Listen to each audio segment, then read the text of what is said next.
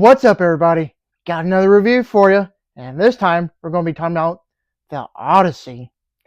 It is the newest movie to come from the acclaimed director Christopher Nolan that covers the infamous ancient Greek epic. It's not the first adaptation of this story by a long shot, as we have gotten several iterations of the story. With Nolan adapting it this time around, he's going to turn this movie into a major film event that everyone is looking forward to, myself included. Is it any good? Well, let's find out. The movie story follows King Odysseus on an arduous 10-year journey to return home to his kingdom of Ithaca after the Trojan War. While battling mythical monsters and divine wrath, he must outwit unruly suitors who are trying to overtake his palace and marry his wife. Christopher Nolan has done it again. I don't know how he manages to outdo himself with every single movie he makes, but he somehow did it with this epic movie. There's no other way to describe this movie other than majestically awesome, because this is what I call absolute cinema. Not everyone is going to agree with me on this, which is okay, but right now, I think this is Christopher Nolan's best movie to date. So do with that information what you will. Anyways, to me at least, this movie is perfect. What makes it perfect, you may ask? Well, the movie has tons of great things going in its favor that all includes wondrous storytelling, epic action scenes, elaborate production design, amazing acting, visually striking cinematography, and also some fantastic sound design. First things first, the best thing about the movie is going to be how it is a wonderful adaptation of Homer's Odyssey. Christopher Nolan does his best to translate the story into a movie, and it shows. Sure, there are a few changes, and I thought they worked out very well. I love how Nolan injects his style of filmmaking by using his signature nonlinear storytelling style into the mix of things. As far as the writing goes, I thought the script, dialogue, and characterizations were really great. While it is more of a drama, this movie does have its fair share of action scenes that are all viscerally intense. In a world where both myth and magic coexist, there's plenty of monstrous creatures that King Odysseus has to come across while on his journey home that makes for an exciting and thrilling fun time. There's plenty of adrenaline-fueled fight scenes to go around that are guaranteed to keep you on the edge of your seat, especially when the Cyclops shows up, because that was straight up terrifying. Without spoiling anything, but after watching this movie, I really do think Christopher Nolan should do a horror movie. Just saying. The film's production design is simply phenomenal, to say the least.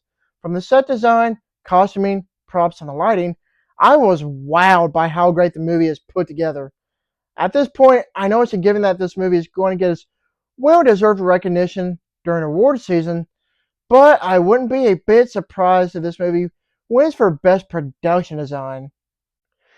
As far as the film's characters go, I will not be addressing any of the controversies regarding the casting, but I will, as a matter of fact, talk about everyone's talent in front of the camera, who are all simply amazing. With what seems like half of Hollywood all put into this movie, this film is absolutely filled to the brim with so many talented actors. Don't worry, I'm not going to go down the list naming everyone off, but I will talk about some of my favorite performances. First off, Matt Damon absolutely kills it as Odysseus, as he was really amazing. I didn't think he would be able to pull it off, but he managed to prove me wrong. Robert Pattinson does a really great job playing a villainous scumbag who you love to hate, and Anne Hathaway was simply phenomenal with her emotional performances. Even John Leguizamo managed to steal the spotlight with his character. Samantha Morton, on the other hand, stole the entire movie with her short but sweet, haunting performance. I could keep going on for everyone else, but needless to say, there is no ounce of talent gone to waste, because everyone in this movie was awesome. Being the first ever film to be shot entirely using IMAX cameras, the Odyssey will absolutely blow you away, visually speaking. To not see this movie on an IMAX screen, you are robbing yourself from such an immersive experience, because there's so much more to enjoy. As visually dazzling as the movie looks on camera, the movie's cinematography is just breathtaking from start to finish, especially with the way that most shots were framed, along with the wonderful use of light and shadows. I was simply amazed.